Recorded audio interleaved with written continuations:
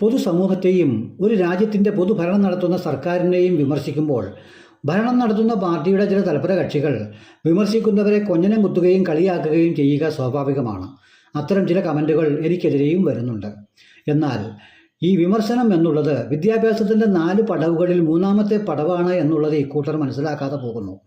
തന്നെയുമല്ല, വിമർശനം കൊണ്ട് മാത്രമേ പൊതുസമൂഹത്തെയും സർക്കാരുകളെയും നേരായ വഴിയിൽ നയിക്കാൻ കഴിയൂ എന്നും ഇക്കൂട്ടർ മനസ്സിലാക്കുന്നില്ല. അതിനുള്ള ഏറ്റവും വലിയ ഉദാഹരണമാണല്ലോ ഇന്ന് ഇന്ത്യ രാജ്യത്തുള്ള ഇന്ത്യ മുന്നണിയും അവർ നയിക്കുന്ന ഇന്ത്യൻ പാർലമെൻറ്റിനകത്ത് വൻ പ്രതിപക്ഷവും.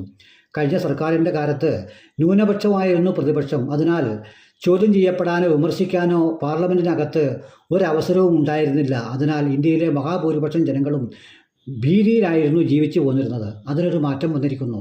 എന്തുകൊണ്ട്? വിമർശനവും ചോദ്യം ചെയ്യപ്പെടലും ശക്തമായതുകൊണ്ട് മാത്രമാണെന്ന് ഈ കൂട്ടർ വിമർശിക്കുന്നവർ മനസ്സിലാക്കണമെന്നാണ് എൻ്റെ അപേക്ഷ.